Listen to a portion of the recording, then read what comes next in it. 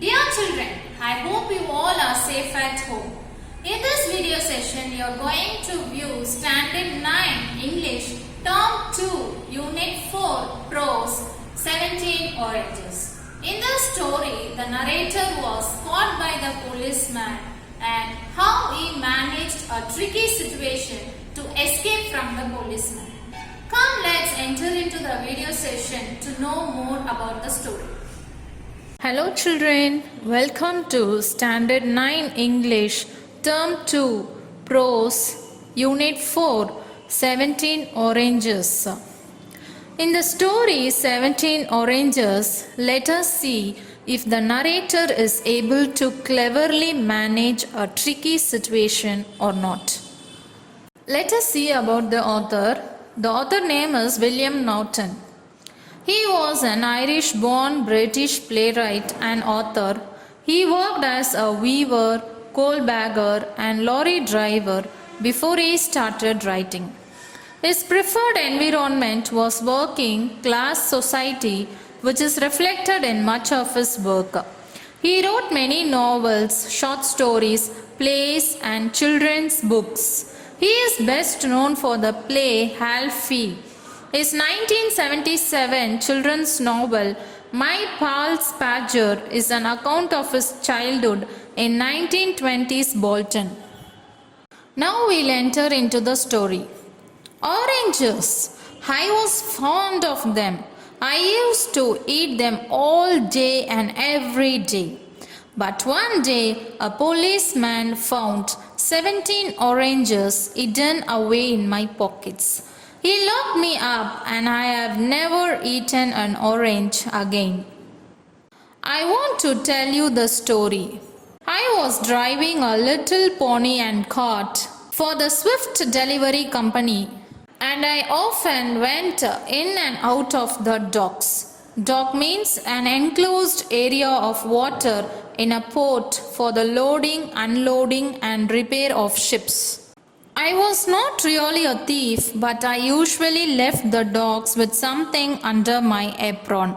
Apron means a protective garment worn over the front of one's clothes and tied at the back. I had made the apron myself and it was a big one. When there was a banana boat in the docks, I drove my little cart beside it. Sometimes bunches of bananas fell to the ground. Often my friends kicked a bunch to me from the boat. I always picked up the bananas quickly and ate them under my apron. Then I spent the rest of the day eating bananas. I liked bananas, but I like oranges best of all. I only took things when I found them, but some people planned a theft very carefully. Clem Jones was a careful planner. Let me tell you about Clem. One day, Clem was coming out of the docks. He was carrying a box. "What have you got in here?" asked Pongo, the policeman. Clem said, "A cat." "Please don't make me open the box. The cat will run away." Pongo said, "I don't believe you. Open the box."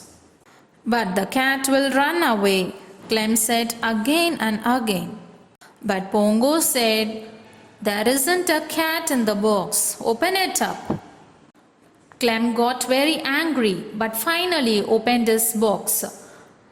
Out jumped a ship's cat. The cat ran back into the docks. Clem ran after the cat. He was shouting angrily. 2 minutes later, Clem came back with the same box. He was holding the lid down tightly. Pongo laughed at him and Clem looked at him furiously. Clem looked angrily all the way home.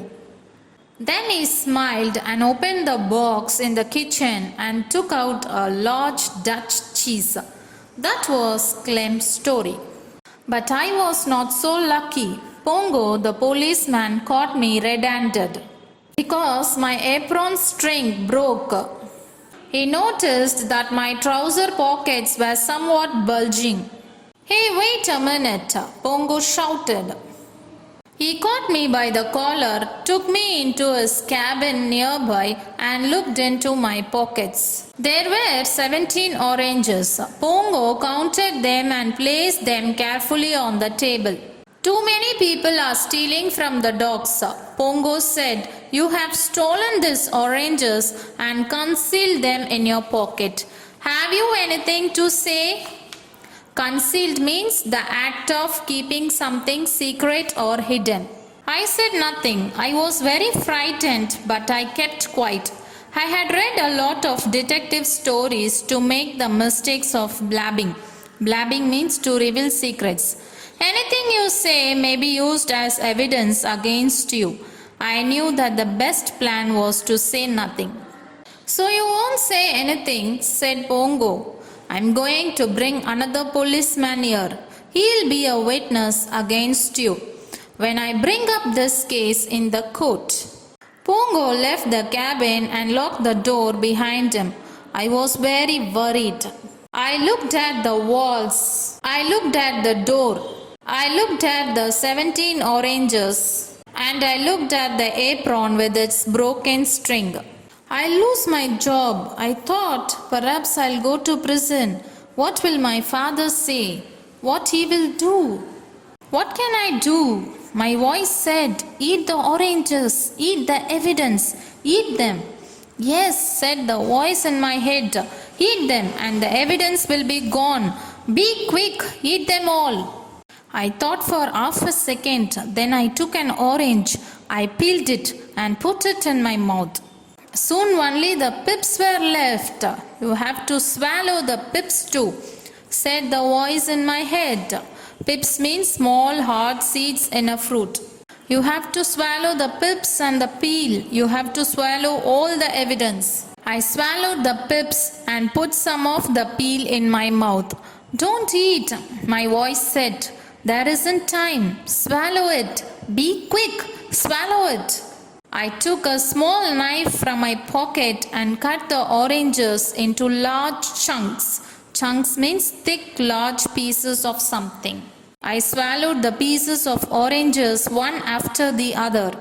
There were still 3 oranges on the table. When I heard Pongo outside, I stopped. My stomach was nearly full. I was lucky. Pongo and the other policeman had seen some carts at the dock gate. They went and talked to the drivers. This gave me few more minutes. I swallowed the first one and the second one. Suddenly the door began to open. I went through a great deal of struggle and finally managed to finish off the last piece of the last orange. Pongo and the other policeman walked in. Pongo said, "He is the thief. I caught him with his pockets full of oranges." Then Pongo looked at the table and at first he could not figure out what had happened. "Where are the oranges?" The policeman said, "I can smell them." Pongo looked everywhere for the oranges. He looked in my pockets. He looked in my apron.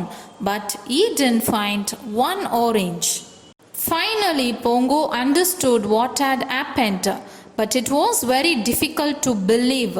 17 oranges.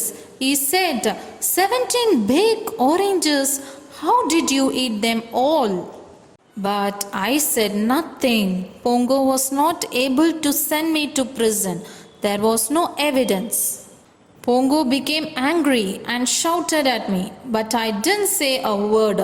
In the end, he had to let me go. I told Clem about the 17 oranges. He said, "He locked you in that cabin for half an hour." But he had no right to do that. Perhaps Clem was right. I don't know. I didn't have time to think about it. I had eaten 17 large oranges, peels, pips and all. I felt very sick for a week and those oranges kept working away in my stomach. Children, I hope you have understood this beautiful and interesting story. Thank you.